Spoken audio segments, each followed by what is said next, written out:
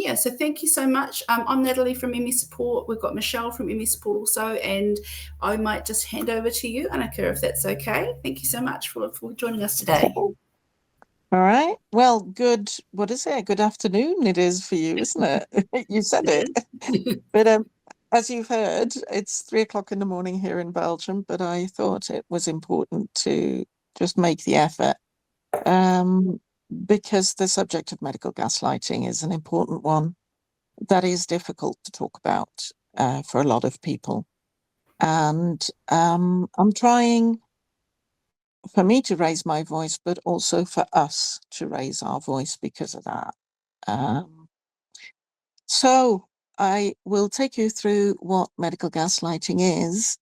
But as I say, bear with me. I will try to be at my best, but if I fail to do so, you know what the situation is. Right, let's get into this.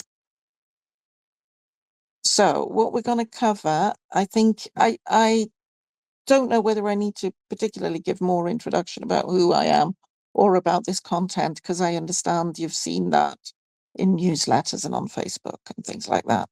So if that's all right with everyone, I shall just get on with it. I'm not seeing a no appear anywhere. So. Would it be possible, Anneke, just do a super quick intro, only because some of our members may not have seen my posts and things on Facebook. Some will, some won't have. Just a super quick intro, if that's possible. Sorry to interrupt you. Of course it's possible. That's why I left the option. So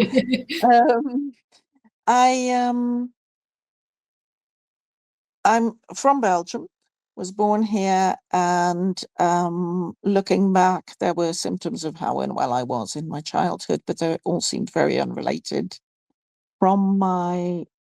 Just before my 21st birthday, I was diagnosed with ME. And at that point, it was called ME, myalgic encephalomyelitis. And then later, there was all the politics about what to call it and whether it be chronic fatigue syndrome or not. By then, I had moved to the UK, where I studied to be an occupational therapist and then did a postgraduate in health research. I worked for about 5 years, most of it part-time, most of it also from sick leave to sick leave, kind of dragging myself through the working hours when I could. And in the year 2000, I ended up going on incapacity and returned to Belgium. And a few years later, I think it was in 2004, I met my husband, who was crazy enough to marry a woman who was just tired all the time and in pain and, you know, whatever else. I don't need to describe it to this audience, I'm sure. But also mad enough to actually, for us to decide to have a child together, who is now 18. And the book, Recognise Me, came out on the 15th of May, which was his 18th birthday. So we were launching him into life and launching my book, which was very, very special, actually. So here I am. And with the diagnosis of ME and later ME/CFS and so on, came the privilege of getting to know medical gaslighting. And here's a slide about what it actually is, because I'm not sure whether people, you know, the term gaslighting is bandied about quite a lot recently. In recent years, I came across the term gaslighting on Facebook particularly, but also in the media and people talking to each other. And so I recognized it was a popular term, but I couldn't really grasp what it meant. I'm quite literal as well. And it never seemed to have anything to do with lighting gas, or anything that I could link to that. But it did always seem to have to do with a form of narcissism and with toxic relationships, whether they be romantic or parental, or within friendships, or between employer and employee. That seemed to always be the context. but I couldn't really grasp what the behavior was that was associated with it. But then I heard Stephen Fry. I'm not sure if you're familiar over there with Stephen Fry. I would assume so, but then he's such a big figure in the UK that I would assume everybody knows him worldwide. Yes, Natalie, this works. I can see your hand. Is that were you wanting to speak? It was a thumbs up. Okay. It's a yes, sorry. Yes. Yeah. I will cotton on. I saw him in an interview and he was talking about his favourite movies, or a favourite movie of his, which was the film Gaslight, which the original of which came out in 1944, but there were other versions later. But that was a black and white film in which a couple lived in a house in which the lights worked on gas. And the gas was managed up in the attic. And whenever the husband went out, he would nip to the attic and twiddle with the gas and then go away. When he came back, he'd go and set it right again. So that when the wife was on her own, the lights were either flickering or more dim than they would normally be. And she would say that to him. And so at first it was like, oh, well, they're not doing it now. But this kept happening. So he drove his wife to doubting that what she was experiencing was actually real, because when he was present, it never happened. And so the word gaslighting apparently came from that movie to mean to drive people to doubt their own sanity. And as I heard him explain that, I was like, that's what happened to me. That really is what happened to me. I guess you could call that medical gaslighting. And I thought, humble as I am, that I'd invented a new term. So I went and Googled it and then found that far from it. There is actually a fair bit on the internet to be found already about medical gaslighting. Nothing like as much as I feel there ought to be if we want to make a change. But there is information out there, and it all comes down to pretty much the same thing. Patient complains of physical symptoms, and I kind of here want to keep it broad because this happens with MECFS, but it happens with people who go into the emergency department with something very acute as well. Just depends on who you happen to have there and what mood they're in, I think. People get treated with disbelief. You don't look ill is the one that we often hear. At your age, that's impossible. All those kind of things. It's disbelief. And the integrity, that's the one that I find longer term comes back more and more, is that you get given advice, you follow it up, but it doesn't help. If you have ME and you go to your doctor and you say how exhausted you are, and they say, well, the sleep hygiene rules, I can give you some antidepressants, but then the type that's not going to tire you out more, preferably. Maybe you should drink more water, eat healthily, do more exercise, but rest enough. That. But you keep going back and saying, I'm doing it all. It's not working. Then your integrity starts to get questioned very much. Are you doing it? Are you doing it well enough? Is it the attention that you need? Is that what you're really coming for? And the undercurrent is that there's something psychosomatic going on. Sometimes it's explicit. It becomes more and more explicit in a lot of cases as well. But it's present, whether it's spoken or not, it's present. There's something going on here, but it's not physical. It's all in your mind. It's between your ears. They're not likely to say that in those terms, but it's very much the message that's there, that the symptoms are faked, that you imagine them, that they're exaggerated, that you should try harder. And the more and more it becomes the patient's in denial. Nothing works, tried everything, they're still ill. They just don't want to accept that it's some psychological construct, and they're not willing or able to adjust that. And then there's a reluctance to investigate further.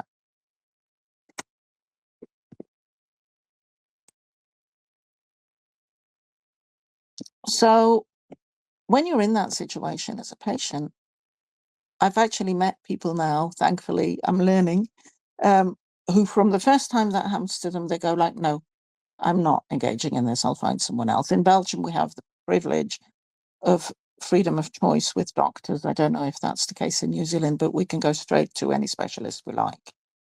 We don't have to stick to the same family doctor. And so I have now met people who, as soon as that kind of stuff happens to them, they're like, goodbye, find someone else. I didn't have that. And this was the one for me. What if they're right?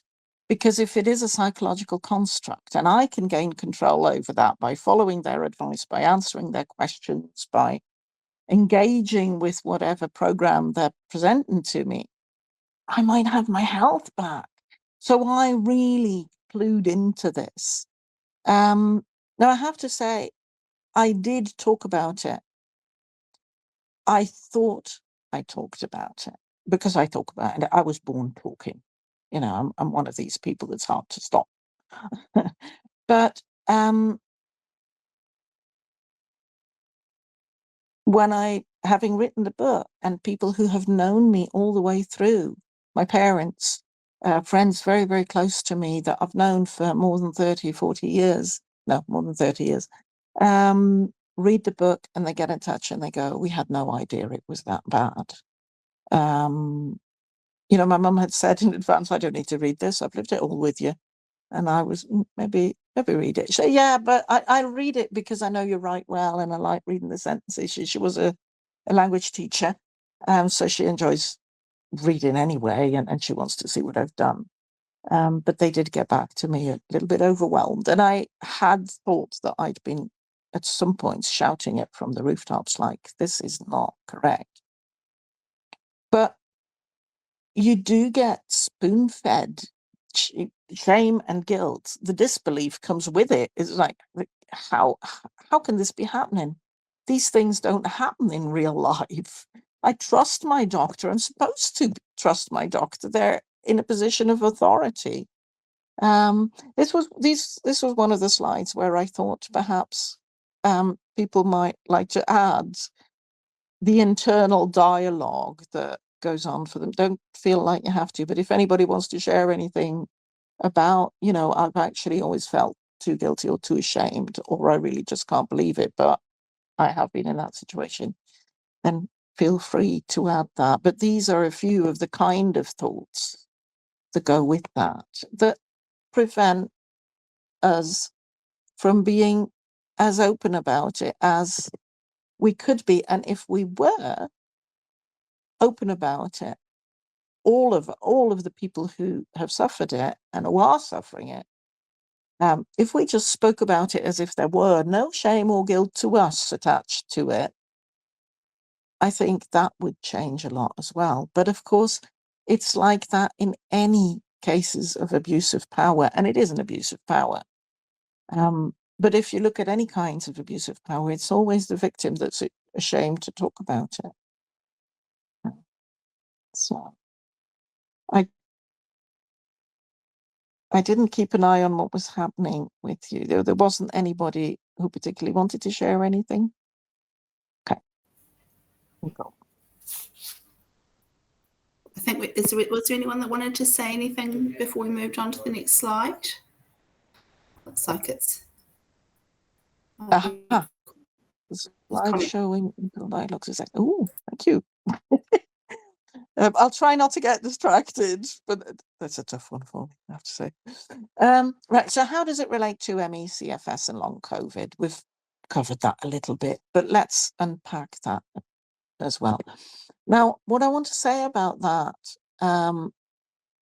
apart from the slide, is I'd started writing that I have other diagnoses now. The ME, CFS diagnosis was questionable. I won't necessarily say wrong because I'm starting to doubt that again the more I read about it, but that's another discussion. But when I was at the back clinic, I was talking to one of the physios there and saying, how I was writing the book, that I had a diagnosis of ME/CFS, and after 20 years, they actually discovered there was something that apparently was more credible and more deserving of respect. And she said, oh, well, those professionals have found a new group of victims. And I looked at her and she said, the long COVID ones.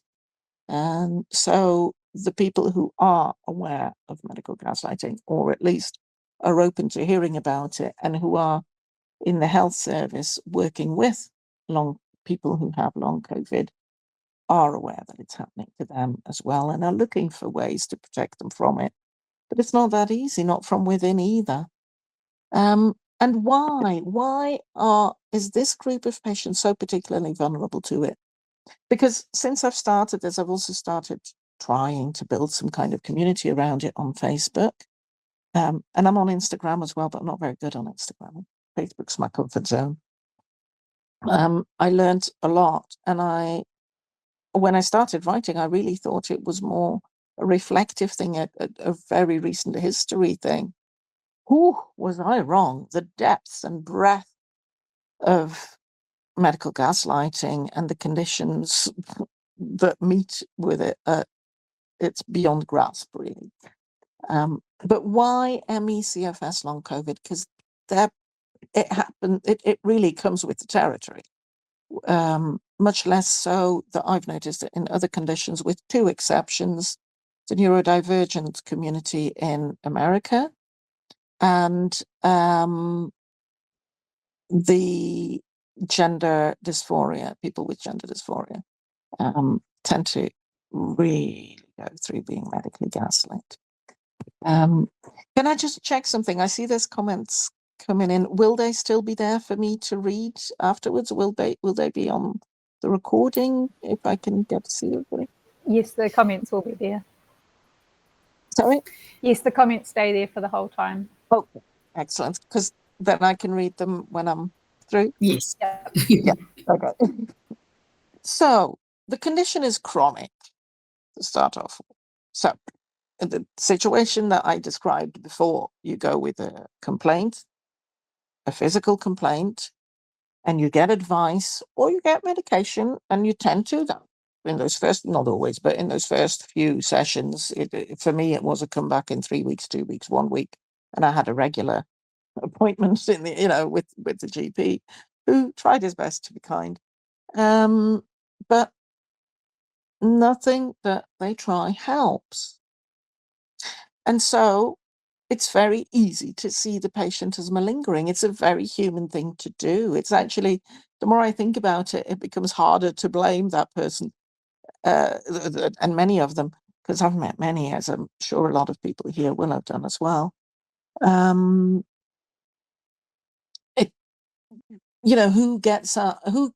goes into one of the caring professions, a vocational course, goes into that and then gets up every day and thinks, how can I harm them as best I can? I mean, they actually believe that they've been trying to help you and you're not shifting. And it's the frustration with their own limitations that they're actually projecting onto you. At one stage in my book, I actually write, I suddenly realized it's all in their mind. And that really freed me to some extent. So I really want to share that one sentence with you. It really is in their mind. And it is to do with, I've tried everything. And it is also to do with their limitations in terms of resources. They don't have enough time. I don't know what it's like in New Zealand, as I've said. But in England, they actually now have 8 minutes per patient, a family doctor. You go in and they have 8 minutes. And how much can you cover in that time with a condition like ours? It's also barely visible. You go in, you look reasonable, because if you were at your worst, you'd be at home. You wouldn't even make it to the doctor. And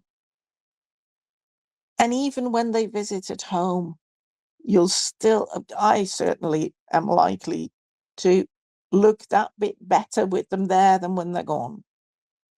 It's just such a natural thing to do. And it creates an optical illusion.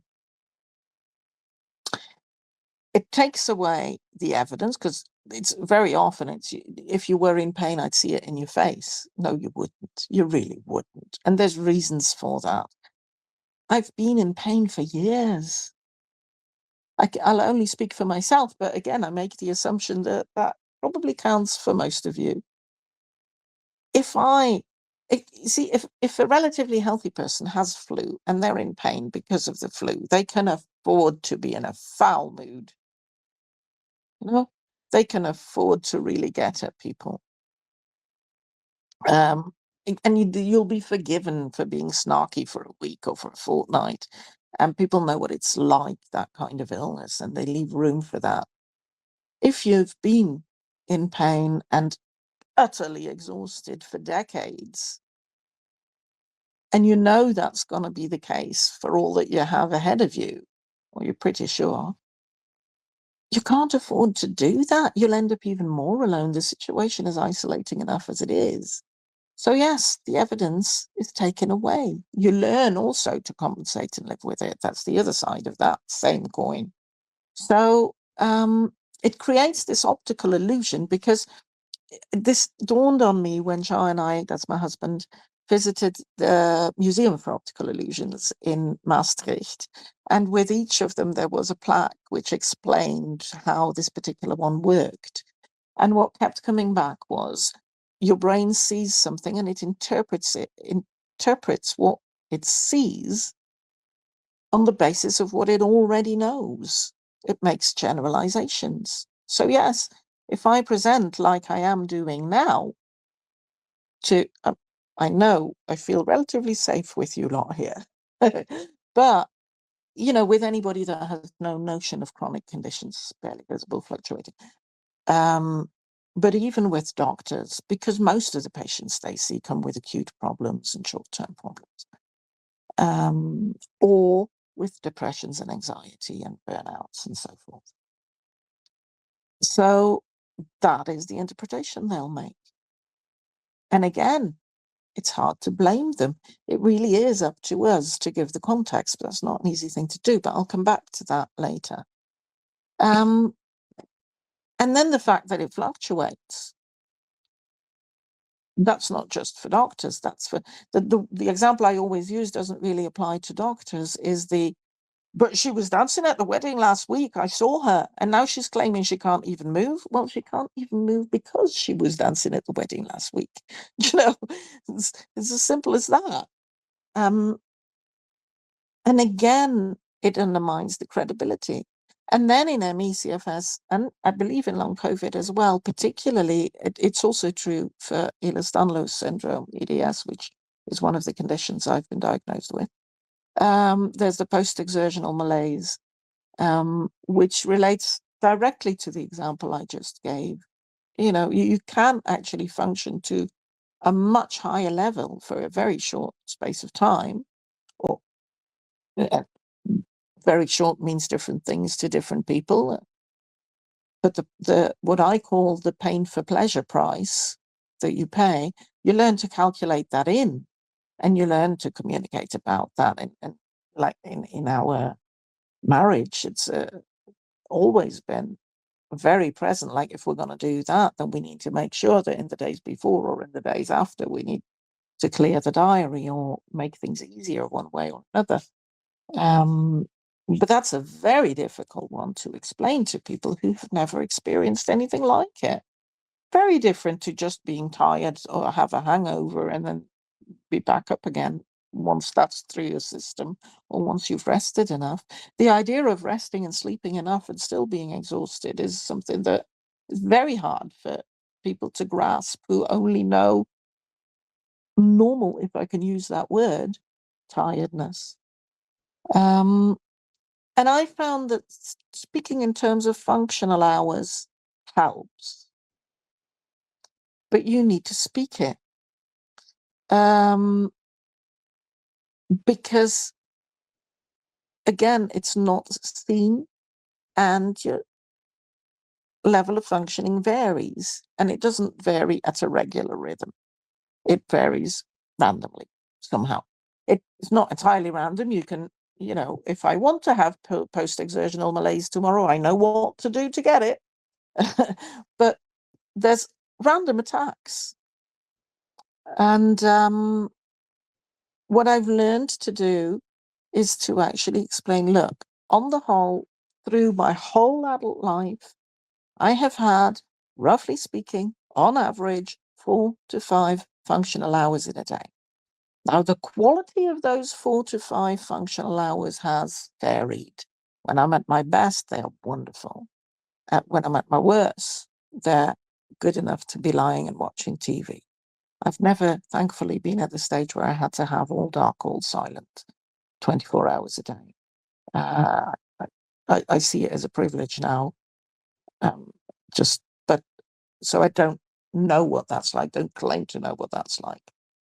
So I always had 4 to 5, but functional hours is still something that can mean different things. So I need to be explicit about that and about where that is at the moment. But I've had periods where I've been able to come out of that. But like, for example, I managed to do my studies, but then I had long holidays, as you have as a student, and I spent those almost entirely asleep. So when you then start my weekends as well, I couldn't do the studying and have 7 or 8 hours of sleep a night. You know, it was, if you look at averages, it always comes back to these 4 to 5 hours for me. So it's well worth actually looking at that for yourself. How many hours does that work out at for me, and what can I use those hours for? Now, the effect of having all that on the patient is the self-doubt. Perhaps they're right. And I have to say, a lot of the questions I was asked were very useful. I did learn a lot. I did adjust things. But what happens is that you learn to not trust this. It's really in now to say to patients, well, you must listen to your body. Well, if you do that when you've got ME, then you get blamed for listening to your body.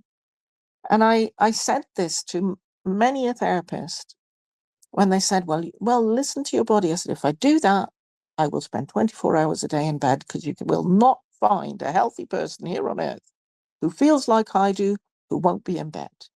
And it's still the case. But what we do is actually undermine. We actually start gaslighting ourselves. We start self-deprecating.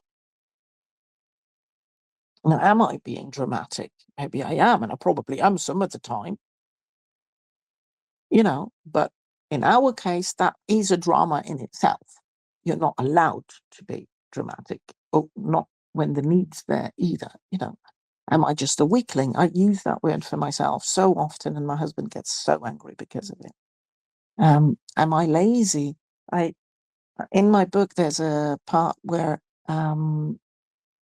my little boy, he must have been, I think he was still a toddler, asked, what does the word lazy mean? And so I explained it as best I could in children's terms.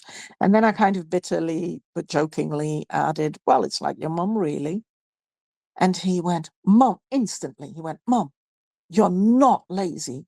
You're ill. And I thought, he's grasped it. He knows. There's all these professionals who couldn't get it. So, but yeah, I am an attention seeker. I deserved and needed that attention. I was a doctor hopper eventually. I stuck to one doctor far too long, actually. I now advise people to do that. Go and find the one that will help you. I've certainly never been a pill chaser, but I've been on a lot of medication. It's different. And my trusted GP of old, when I said to him, yeah, I'm a difficult patient, he said there's a big difference between a difficult patient and a patient with a difficult case. And I think that's an important one to remember. The emotions, confusion, anger, fear, because nothing is helping and it's probably my own fault. Of course, there's fear. Well, where am I going to lead? What hellhole am I going to lead myself into further? It's also very hurtful to just, you're stripped of all your dignity, bitterness, and eventually despair. And I say eventually, in some cases, it's pretty quick, and quite respectable, I think. The effects within the healthcare, because of that, is that you end up distrusting health professionals. And what happens is you can't build up as trusting a relationship with them, or it's much, much, much more difficult. So they're unstable, those relationships. But also, you start taking risks. You start, when you are ill, or when you are injured, you start thinking, should I have this seen to? Should I even mention it? Should I have it seen to? If I have it seen to, should I go to the GP, or is this a case where I need to call an ambulance? I mean, I fell and my face was bleeding. Probably broke a bit of the cartilage in my nose. I still got this one tooth, but the other one's the bit dropped off, this one that they added. There was blood everywhere. Strangers called an ambulance, and I was thinking they're gonna arrive and just tell me there was an exaggerated reaction. That was all I did was fall. That's the inner dialogue that you get fed. And also you end up with genuine mental health issues, which then prove their point. So it does lead to misdiagnoses. You get labeled a psychiatric case instead of having ME. But also, in my case, I got the ME diagnosis with all the connotations of it being psychological, at least, if not psychiatric. And they didn't spot the other conditions, maybe because they were too rare, but I also think because they just refused to investigate further. And I could go on about that. But I'm just so aware of the time. I've got so much more to say. But you can understand the underlying issues just get worse and worse. And by the time things do get seen to, you're in a much worse position. And the relationships are already difficult to build. So it's a very, very vicious circle. And the other thing that happens, if the patient is young enough, then it's the parent's fault. And actually, it was still my parents' fault because I didn't have enough attention as a child. But children actually get taken away from parents and put into psychiatry as well. And they have no say left, the parents, because the Munchausen by proxy type idea. On social care, it becomes very, very hard to request support, to actually stand up for your rights of what, as a chronically ill and therefore disabled person, you may have the right to benefits, the right to aids and adaptations. Again, don't know what the system is like over there.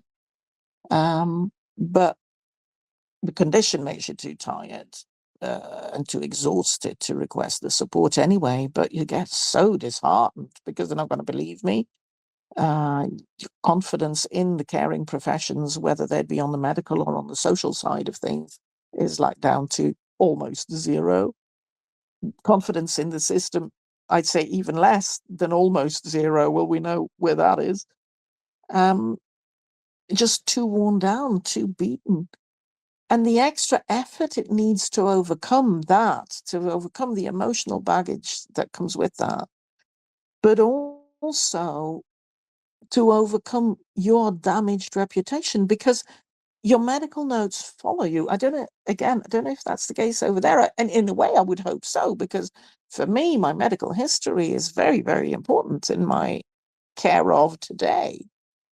But when they're full of undermining notes saying that she's a bit of a drama queen, be careful, but in very professional terms, and then you have to use those notes, those reports, to request support, well, what hope is there?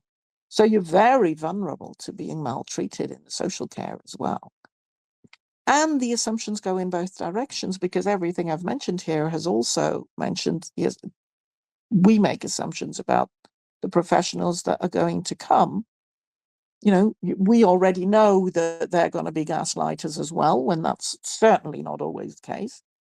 And they can make assumptions about us, and that is not always the case either. But the assumptions that are made in both directions make it very, very difficult to make a good case. And then there's an impact within society. I mean, let's face it, the condition we have, or at least I was diagnosed with in my case. When I say conditions we have, I tend to mean chronic, barely visible, fluctuating, and or rare. Because if you bundle them, almost all of them get medical gaslighting and are very vulnerable to them.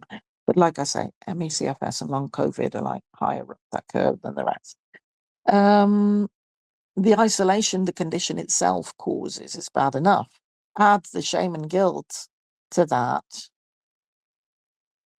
you know, it just becomes more and more and more and more isolating, which means our voices are heard less and less. So again, this vicious circle starts going. And yet we need validation. That's exactly what we need. People to say, I see you, I hear you, I believe in you.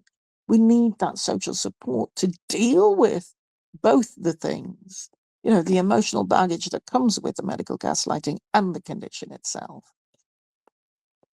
There's misconceptions also because of the way we do cope. When you have to fill out a form for social support, for the benefits, for example, or for aids and adaptations or that kind of stuff, you are expected to focus on the negative. Day to day, if you want to cope, I'd say you focus on the positive as much as possible, and you deal with whatever little bit of negative is there. Oh, it could be a big bit, but you don't look at the whole thing or you wouldn't start. You look at whatever's difficult at that moment and deal with that. That's bad enough.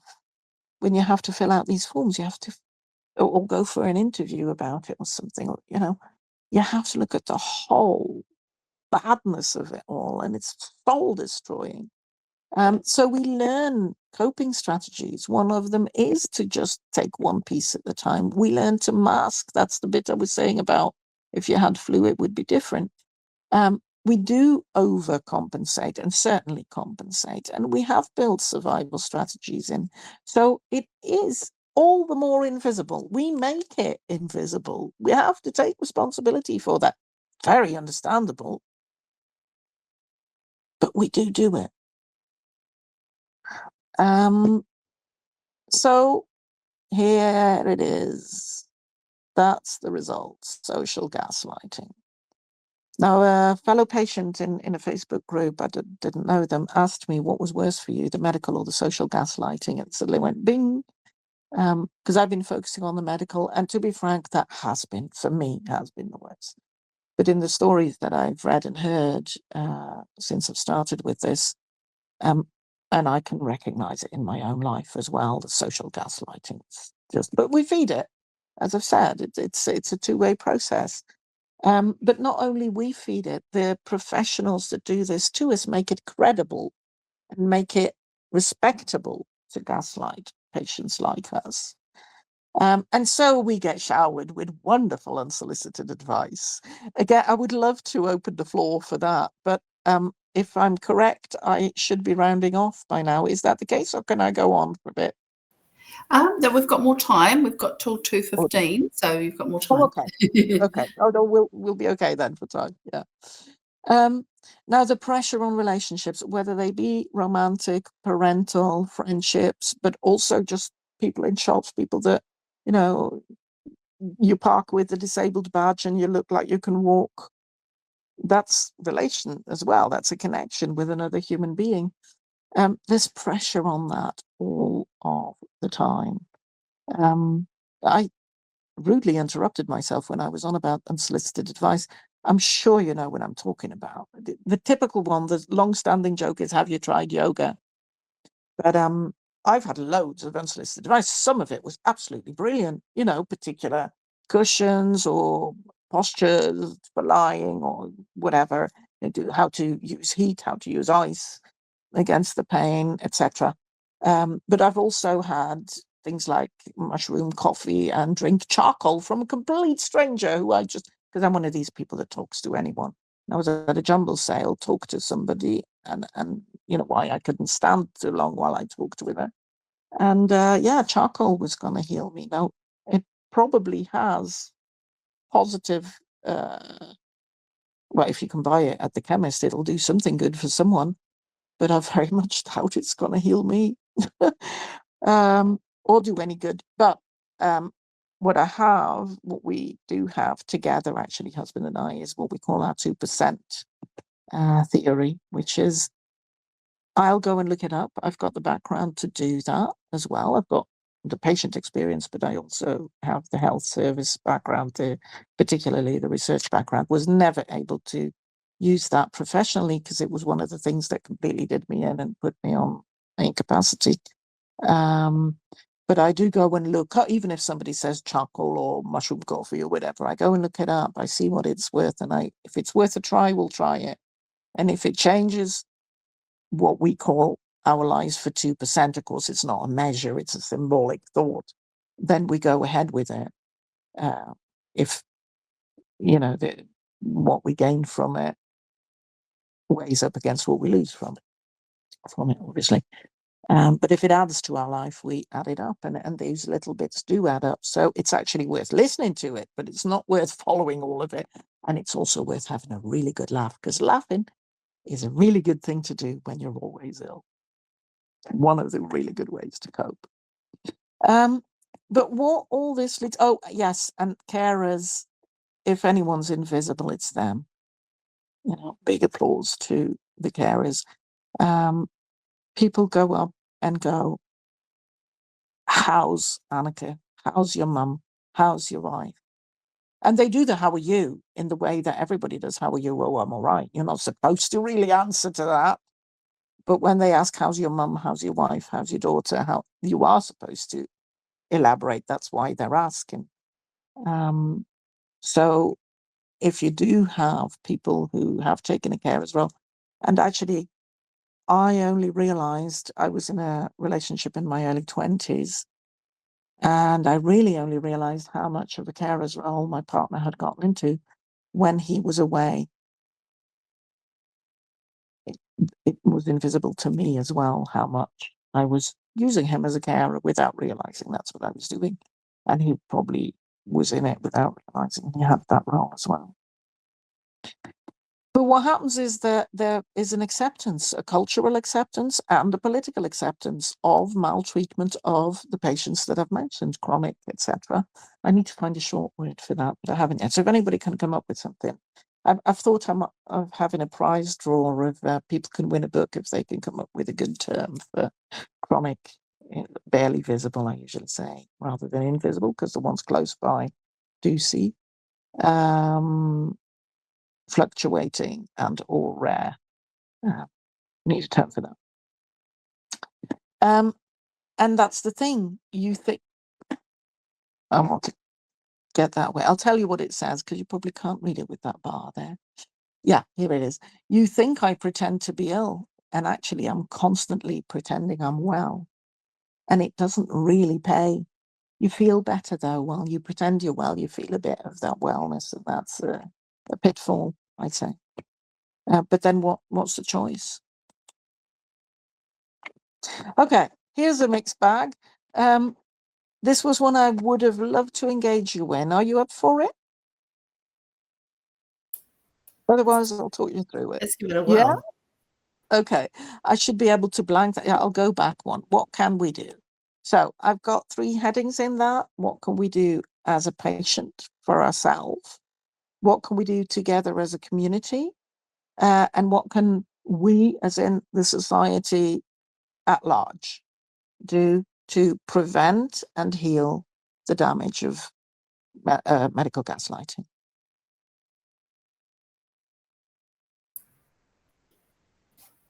Feel free to just put your hand up or just go for it if you'd like to reply to Anneke. Or would you prefer I show the slides so you can add to it? That might be an idea. That sounds a good idea. I've done it in a in a way that doesn't seem to make a lot of sense if you just want a quick glance. But in the 3 headings are there, and then it gets paler. So as patients, one of the really important ones is learn self-compassion. It's a really difficult one when you've been told that you're attention seeking, etc. It took me years and years and years, and 3 very, very skilled psychologists who did do a good job. I could have done a few paler ones attached to that. If anybody wants to come up with self-compassion ideas that can attach to that. Demand respect. Now, I've put that coming from all 3. As a patient, as an individual, demand respect. Together, demand respect for patients in those positions and society. And demand respect implicitly and explicitly and consistently. You just go in there and you are respectable, and they may not see it and they may not know it, but you know that you are respectable and that you deserve the dignity and that you deserve quality care. And if we say that individually time and time again, and if we say that together time and time again, and if we get society on board with saying it, then the professionals and the politicians cannot remain deaf, I would hope. But of course, all of the things that I've got on this slide, I'm assuming a lot of you will have been reading as I've been talking. None of us can do all of these things all of the time. But if each of us does whatever little bit that we can still do, it'll also make a difference. And it will grow. What we can do in those terms will grow. Whether our health will necessarily improve because of it, I'm not sure. But our quality of life will. And for me, that's loads more important. I agree, Anneke. I think in terms of World ME Day and things like that, getting the collective voice louder or encouraging the collective voice to become louder and for people to speak out is a challenge, but it would be so valuable because, as you say, we do it to ourselves. We don't share. We have retreated sometimes to self-protect. And we don't share things on our social media, or we don't talk to people about certain things, or we share certain details. And if we could actually be quite frank and quite open with people around us, as well as the broader, community, well, that would be another story. But how to make that transition? That's just my little bit. Yeah, because it is a big risk. People keep saying to me, "Oh, you're so brave," and yeah, of course I'm brave. But I have to get myself over the threshold as well when I do that. It doesn't look that way because I am doing it much, much, much more frequently. But I have to get myself over the threshold every single time, and I'm well aware of how vulnerable I am. And the backlash will come. At the moment, it's the people that need to hear it that are coming to me. But the people who don't want to hear it will come to me eventually as well. And if I keep going as I am at the moment, if I keep trying to spread the word, somebody will come and try and silence me, and I'm going to need by then to have the community behind me if I am to continue in that role, which I've appointed myself to be honest. I'm aware of that. So, but each of us, we close ourselves off naturally because of the condition we have as well. We do need more rest. We do need more quiet. And so forth. They're isolating conditions anyway. And then on top of that is we also do it to protect ourselves. Absolutely. I think Andrew's got his hand up. He might have something to contribute. Andrew? I'm struggling a little bit with the screen size. Where it says as patients and then it goes to inform and challenge doctors, does that say yes. questions in triplicate? And if so, could you expand on that? Yes, thank you for asking that. Yes, what I learned this from another patient as well. It says triplicate. If you go on your own to a doctor, duplicate will do. But my advice is also use an advocate, whether that's, in my case, my husband goes along to almost all my medical appointments. Still. Also to the people that I do trust.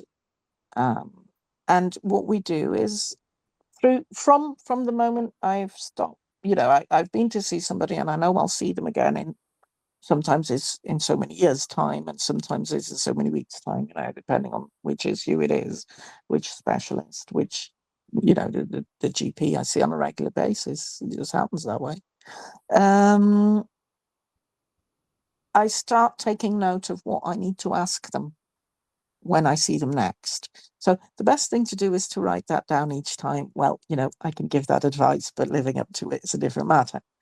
But don't just go in with your one list or with your phone with the list in.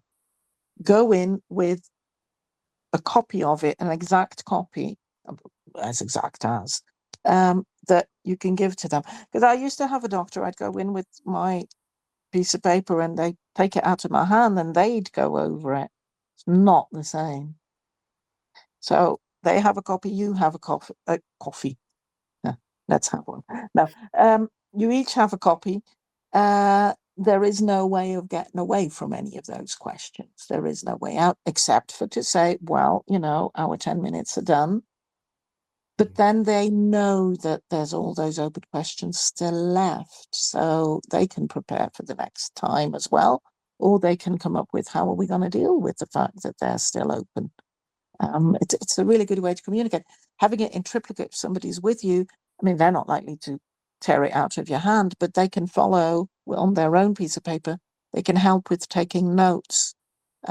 Take notes on the answers that you're getting, because you'll know it when you hear it. You'll know it when the door's closed behind you. And by the time you're home, it's about 80%. And by the next morning, it's like 50% that's left from it. And if there's a few notes there, and if there's two of you taking notes, the chances are you'll have heard something different. I mean, not in, you'll have heard different details. That's what I mean. Yeah. Yes. So by adding those together, yeah, thank you for that. I knew it wasn't clear, but I didn't know how else to put it briefly. Yeah. So to summarize, instead of everyone trying to look over someone else's shoulder at one piece of paper, you've got almost a printed agenda. Yeah. And it inherently is going to demonstrate to the doctor that you're serious about getting answers to these questions. Exactly. There's actually a lot of communication going on by doing that, not just by the questions that are on the piece of paper, but by doing it. Yeah. And that's what I mean about demand respect implicitly as well. Yeah. Oh, that's just one example of that. Thank you very much. Shall I move on? Yes. Sounds good. Yep. Okay. So a few insights. These are just a few, but they're the kind of things I do to help myself, kind of, you know, the internal dialogue that I was talking about at the start of the session. It kind of helps for me to have a few cliches ready. And one of them that I think is very, very, very, very important. I really cannot stress that enough. I can only speak for myself. I'm well aware of that.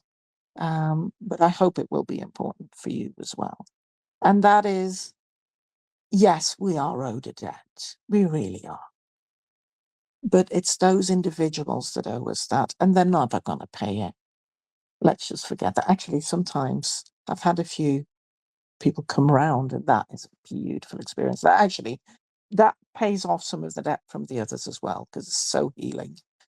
But when you start a new professional relationship, I said at the beginning, chances are that's going to be unstable because the trust just takes so much longer to build. Fair enough, it taking a long time to build, but don't start with mistrust. Start from zero, start from scratch. They deserve a chance, because the chances are you have somebody in front of you who's actually going to be the most amazing support you've ever had. And you can destroy that by going in mistrusting them. So having said that, it does pay to stay alert. So they get a chance, but they don't get too many. You know, and you know the alarm bells. You know what's an alarm bell to you. If it goes off for you, then it's there. It doesn't matter how anybody else would experience what they're saying. If you're experiencing it as gaslighting, as undermining, as reducing your sense of dignity, that's enough. Don't throw the baby out with the bathwater. The great majority of the people that have gaslit me have also taught me a lot. And the trick is to filter it out. They give good advice, you know. It's just sad the way they do it and the attitude that's behind it. But also, that links in with the first one, actually. It's very rare that an individual actually represents the whole community of professions. This is one of the things that I keep getting back from the book, and even from people who haven't yet read it, which they're usually on the defense in advance. They're like, well, why are you writing a book that's so angry to doctors and psychologists? And I mean, hang on a second, have you read it? You know, because I've not written a book that's angry about doctors and psychologists. I've written a memoir with examples that happened with, among others, doctors and psychologists. But there's also examples of excellent work by doctors and psychologists. And in fact, it's the people in the same professions that have helped me get to where I am today. So don't write off a whole profession. Just, you know, that would be my advice if you asked it. Let's put it that way. I'm really careful about giving advice because we're all so different. And the best advice is to not listen to any and just find out for yourself, I guess. But people do ask, and then I'm more than willing to share my experience. You never know what the good it does. The squeaky gate. This happened actually when I had gotten my diagnosis of adrenal insufficiency. I was actually very close to death. I had a third of the the lowest reference value left in my blood, and I was being treated for that. They discovered lupus. I was being treated for that, and I kept saying my hip still hurt. Wasn't actually my hip; it was sacroiliac joint, but I used to call it my hip. My hip still hurts, and I kept complaining about my hip. And my endocrinologist, of all people, was the one to say we shouldn't anymore now with the medication that you're on now. What he did, sheer brilliance. What doctor would think of it? Let's have an MRI and see what's going on. I mean, I'd been complaining for years to the people in the right specialties and to the family doctor and so forth. The endocrinologist said, let's do an MRI. Got an MRI done, and I needed some very serious work on my back. But in getting to that, in actually talking about it and saying how much it hurt and keep saying it, it was a fellow crafter that in a group where I kept complaining about, well, it still hurts. And I was in tears with the pain. And she said, and should I call the doctor? And I've only spoken to him last week and all this. Said it's the gate that squeaks that gets the oil. And now I say that to myself so often. Yeah, and it works. It works if you do it with that attitude of I respect myself. I have the right to ask you, you have the right to say no. It doesn't, I don't think it works as well. If you go in as I am a victim here, you really need to help me. If you make the dynamics different by doing that. Sometimes it can't be helped. It just can't. But to the extent that we can, just go in there with, it's squeaking. Where's the oil? And then watching the show, that's like for the proficient patients. It's not something you learn in the beginning, I don't think. Or maybe we start off like it. I think we start off like it, learn not to. And then I relearned it. The way I put it here, submission is different to surrender. It's not a case of giving up, not on yourself, not on the professionals that are going to help you, not on society as a whole, but to accept that when, for example, you've been admitted to hospital, it is their responsibility. And with my adrenal insufficiency, it can make the difference between life and death. It really can. But I'm like, your problem. I will explain to them what I feel about what they're proposing and why I'm fearful and what advice I might give, but I will leave them to make their own mistakes. And I've been absolutely stunned at how much that improves the relationship. They really do not want to be rescued from making mistakes against a patient. They want to make them and hopefully learn. And that's been a worthwhile thing for me to learn as well. So. So, what has improved for me? I got the diagnoses that I've mentioned: adrenal insufficiency, lupus, which is completely under control, so without medication. And then Ehlers-Danlos syndrome was added. Now, in itself, those are being treated, but they're a case of we can manage it, but you need to learn to live with it. They're very complex, they're chronic, they're barely visible, they're fluctuating, all of them. So, I'm stuck with that. But the quality of care that I received was suddenly much, much better. And the respect and dignity that I've been given in those years, I still meet medical gaslighting, and it sends me reeling still. I have by no means have I healed from that, but I'm in a much, much, much stronger position. And I'm well aware of my luck and my privilege in those terms, which nearly stopped me from continuing to write. But then I realized that it is that luck and that privilege that makes me capable of writing and speaking for. I speak for myself, but more and more I feel like I can represent a slightly bigger group because I have been given that trust bit by bit, and I hope to be worthy of it. Rehabilitation focused on self-compassion, on recognition, on communication, on the use of my talents and the recognition of those as well. And very important for me, the right to grieve, on top of the physical rehabilitation. And we actually turned the vicious circle that I've kept mentioning into an upward spiral. And that's what you're seeing me being able to do this at 3:00 at night. And I've gotten close to the end and I'm still going. So yes, I recognize my privilege. I have a capacity for joy, always have had, that has gotten me through. I apparently have a sense of humor. I have a loving husband. Motherhood has really added to my life. It's took away, made me very, very ill. I have to add that. But the whole, I was born to have a child, and I'd given up on that dream. And to be able to fulfill that is a very important one for me. So family life, that comes with it. Countryside living, being able to do that. And that's only because I've got decent carers, because I wouldn't be able to even get my shopping in or anything like that. Becoming an author, that's just been a big one. I'm speeding through this because I am so far over the time now, and so much more. I had intended to read an excerpt, but I guess I better not. It takes just over 3 minutes, which would take us to not having question and answer time. So I will leave that up to you. Perhaps we could open it to everyone. Would we like Anneke to read an excerpt from her book? Or I would love to hear one, but I'm mindful that there might be questions and things. Could we have a thumbs up if we'd like to hear an excerpt, or maybe no thumbs if you'd rather ask questions?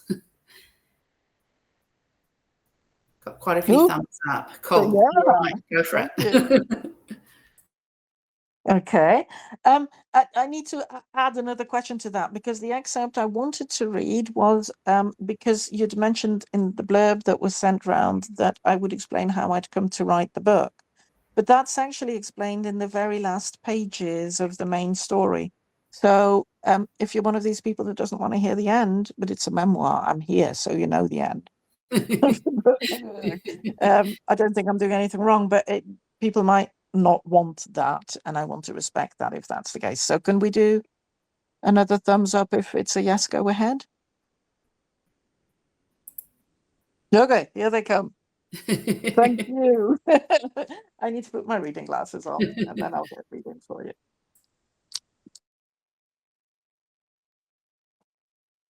Okay. In a conversation with a close friend, my skills and worth came up. He was very clear I had something to offer the world that deserved financial reward. He laughed. You should become a comedienne. I was daft enough to look into it. This soon appeared too strenuous. Everything I had considered to establish some financial independence had. It was a painful issue for me. I had investigated a multitude of ideas over the years.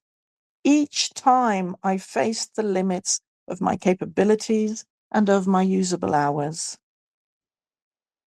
This conversation started me on that route again. The way I approached it this time was testament to the breakthroughs I had made. I credited my talents and the things I was passionate about. It was still a lot easier to see obstacles than come up with potential solutions. Slowly, various thoughts started to blend. Physically and emotionally, I had made strides forward. The techniques for maintaining optimal physical and mental health had etched themselves into my daily routine. They saw me through the ups and downs that naturally come with conditions like mine. Multifarious medical specialists and therapists facilitated my progress. A multidisciplinary team was starting to work together.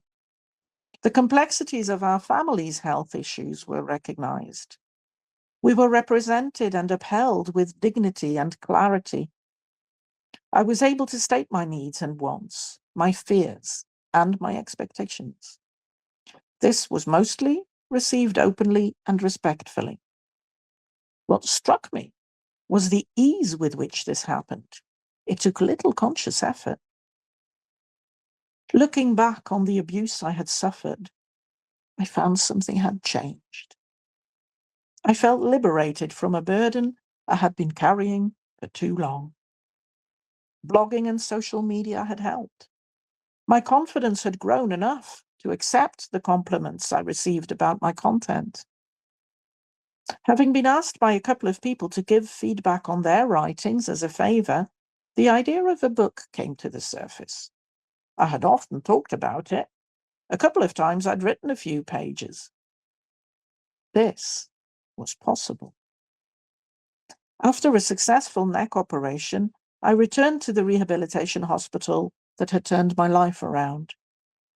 In between treatments, I started planning. I could set aside 1 hour every day, 1 hour every weekday. I would allow myself a break at weekends. It might be slow, but it should get done. I had a positive story to tell. It might help others to find out about medical gaslighting. Fellow patients may find recognition as well as coping strategies. People studying or working in caring professions may be interested to learn more. My account may have an impact on how invisible, rare, and/or chronic diseases are approached. My words may spread some of my glitter. Finding a viable solution eased a very old pain. And that, for this memoir, marked the beginning.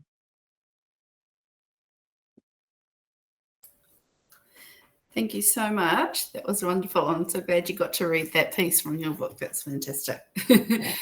And thank you so much for speaking. It's just so wonderful to hear you listen and to talk on such a complex topic too. It's not an easy topic to talk about. It's not an easy topic to even explain. In fact, that's the clearest explanation I've ever seen in my days. So you've done really well. I've really, tried to read a lot on this topic, but it's a hard one to learn about. So thank you so much for coming to talk to us about this and about your book. I'd love to open the floor to questions. I know we don't have a lot of time. Maybe we just have see if there's any questions, and if people would like to leave, if they're tired and need to go and rest, they can perhaps slip away and we can answer the questions if you're happy to do that, Anneke. I'm very happy to do that. I just moved on to the next slide because somebody was saying about I'd like to read the book. There's the online presence link, and the QR code takes you to, that's like a link tree.